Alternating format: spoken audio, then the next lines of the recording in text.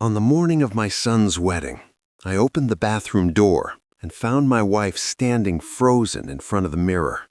Her silver hair, the hair she had spent months growing out, the hair she called her crown, was gone, cut away in jagged, uneven chunks, like someone had taken scissors to it in the dark. And standing just outside the bathroom door, phone in hand, recording every second of my wife's silent devastation, was my daughter-in-law, laughing.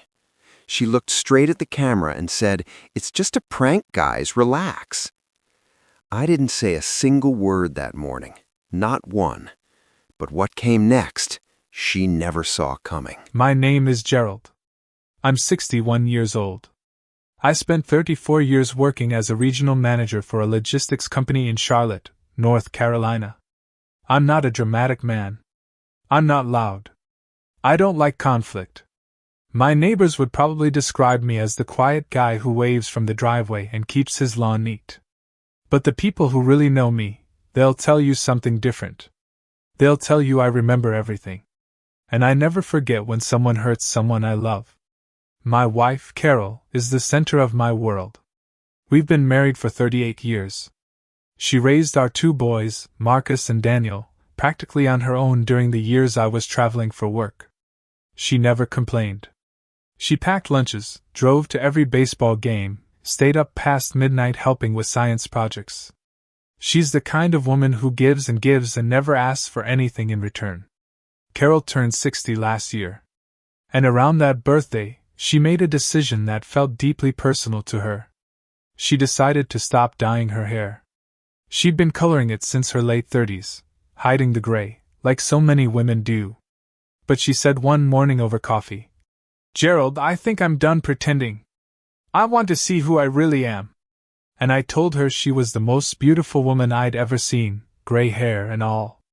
Over the next 8 months, she grew it out. Nurtured it. She started calling it her silver. And honestly, she was stunning. It fell just past her shoulders, soft and luminous. People stopped her in grocery stores to compliment it. She was finally at peace with herself. Now, our son Marcus, our oldest, he met a woman named Brittany about 2 years ago. Brittany is 29, energetic, loud in that way that fills every room she walks into. She has a lifestyle channel on YouTube and about 80,000 followers. She documents everything. And I mean everything.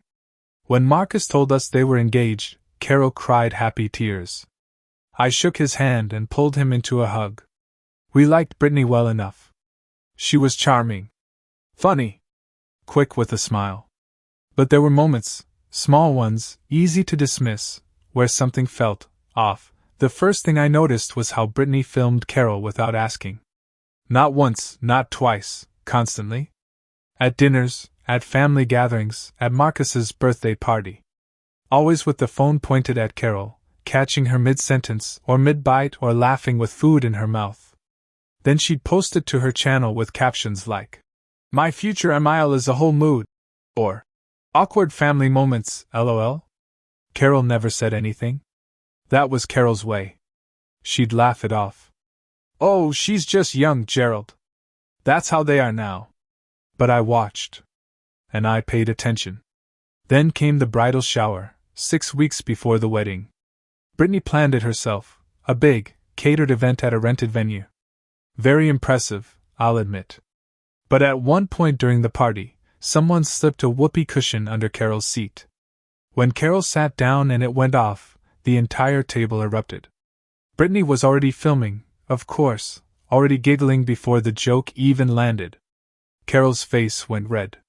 She laughed too, because that's what Carol does.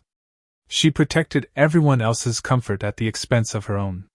But I saw her eyes. I know my wife's eyes. She wasn't laughing inside. I pulled Marcus aside after the shower. Quietly. I said, "Son, I need you to talk to Brittany about filming your mother without permission. And about making her the punchline." Marcus, and I love my boy, I do, he waved me off. "Dad, you're being sensitive. Brittany's just playful. Mom's fine with it." I let it go. For Marcus's sake. But I should have pushed harder. Because what I didn't know was that Brittany had already been planning something bigger. Something she thought would get her thousands of views. Something she thought was funny. The week before the wedding, Brittany organized what she called a bridal party sleepover at our house. Carol offered the guest rooms, excited to bond with the bridesmaids. I stayed in our room mostly, gave them their space. That night, I remember hearing giggling late, past midnight. I figured it was just girls being girls. I went to sleep. I didn't know what was happening 3 doors down the hall. Wedding morning. I woke up at 6 a.m. Carol wasn't in bed. I figured she'd gotten up early, nerves, excitement, wanting to get ready. I made coffee, sat at the kitchen table going over a checklist in my head. Boutonnieres, envelopes, the card for Marcus. Then I heard it. A sound I'd never heard from Carol in 38 years of marriage. It wasn't crying exactly. It was this high, fractured, silent kind of grief, the kind that's so deep it doesn't even have sound yet. Like the body hasn't caught up with the pain. I set down my coffee and walked down the hall. The bathroom door was slightly open. I pushed it. And there was my wife. Standing in front of the mirror, both hands pressed flat on the counter like she needed it to hold her up. Her silver hair, her crown, her piece, the thing she spent 8 months growing and owning and loving, was hacked away on both sides. Long, beautiful pieces of it were scattered across the bathroom floor like torn pages from a book. Someone had cut her hair while she slept. I stood there in the doorway, and for a moment the whole world went completely quiet. Then I heard the laughter. I turned. Brittany was standing in the hallway with her phone raised, already recording. 2 of her bridesmaids were behind her, hands over their mouths, half laughing, half nervous. Brittany looked at her camera and said, "And I will never forget this as long as I live," she said. "April Fools came early, y'all. Don't worry, it's just a little trim. She looks fine. It's a prank." Carol made a sound then. Just one. Small and broken. And then she went very, very still. I looked at Brittany. She was still smiling. Still recording. And I made a decision in that exact moment. I was not going to explode. I was not going to yell. I was not going to give her the dramatic reaction she wanted for her channel. I stepped back. I closed the bathroom door gently. I looked at Brittany and said quietly, with full eye contact, "You should go get ready for the wedding." She blinked. The smile flickered. She looked at her bridesmaids like she expected backup. Nobody said anything. She lowered the phone. And I walked away. I sat with Carol in that bathroom for the next 40 minutes. She didn't speak for a long time. I didn't try to fill the silence. I just sat beside her on the edge of the tub, held her hand, and let her be in whatever she needed to be in. Finally she said, "I can't go, Gerald. I can't walk into that church looking like this." I said, "Then we don't go." She looked at me. "It's Marcus's wedding. And Marcus has a phone," I said. "He can come to you." She shook her head slowly. "I don't want to ruin his day." There it was. There was Carol. Even now, even sitting on the bathroom floor with her hair in pieces around her feet, she was worried about ruining someone else's day. I called a favor. An old friend whose wife owns a salon. I'd helped them move into their house years ago, one of those things you do and forget about. I called at 6:45 in the morning and explained the situation. She came to our house within the hour. She worked with what Brittany had left and shaped Carol's hair into a close, elegant cut that she said made Carol look like a sophisticated French movie star. Carol looked in the mirror when it was done. She touched the short silver waves. Her chin wobbled. But then she squared her shoulders and said, "Okay. Let's go to a wedding. That woman is the strongest person I have ever known." We arrived at the church. I watched Brittany across the room, laughing and fussing with her veil. She glanced at Carol and for a split second, something crossed her face, relief, maybe, that Carol had pulled herself together. That the prank hadn't derailed the day. She thought she'd gotten away with it. She thought my silence meant I was letting it go. Here's what Brittany didn't know. She didn't know that I'd been quietly recording on my own phone from the moment I stepped into that hallway. Not the whole scene, just enough. Brittany's face. Her voice. Her words. "It's a prank, y'all." She didn't know that I spent the reception making 3 very specific phone calls. One to our family attorney. One to a woman in our neighborhood who runs a local moms community Facebook group with over 40,000 members. And one to Marcus, a calm, private conversation in the courtroom where I showed him the video and said nothing. Just let him watch. I will tell you, Marcus went very white. He said, "Dad, I didn't know." I said, "I know you didn't, son. But you need to know now." He asked me what I wanted him to do. I said, "Nothing tonight. Tonight is your wedding night. Tomorrow, you and I will talk about what kind of marriage you want to build." Here's the other thing Brittany didn't know. She had posted the video. Not the full footage, she'd edited it into a 90-second clip for her channel. Carol at the mirror, the scattered hair, Brittany's laughing face, the whole thing. She posted it at 7:30 that morning while we were still getting Carol's hair fixed, with the caption, "Wedding morning pranks on the Emile's skull face with tears of joy #prank #wedding #familydrama." By the time the reception was over, that video had 200,000 views. But not the kind she was hoping for. The comments were brutal. Not toward Carol. Toward Brittany. People were horrified. Women who'd been following her channel for years were in the comments writing things like, "I've unfollowed. This is disgusting." Beauty creators were reposting it with commentary. Someone compiled a thread of every other clip Brittany had posted of Carol, the whoopee cushion, the embarrassing captures, the mocking captions, and posted it side by side, calling it a pattern of targeted humiliation. The video was reported thousands of times.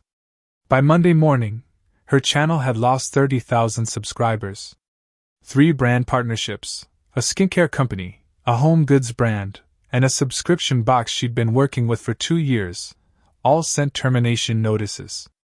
2 of them cited the video directly. One of them used the phrase, "values misalignment." The family attorney I'd called sent a formal cease and desist letter regarding the unauthorized filming and public humiliation of my wife, with language specifically addressing emotional distress and the potential for civil action.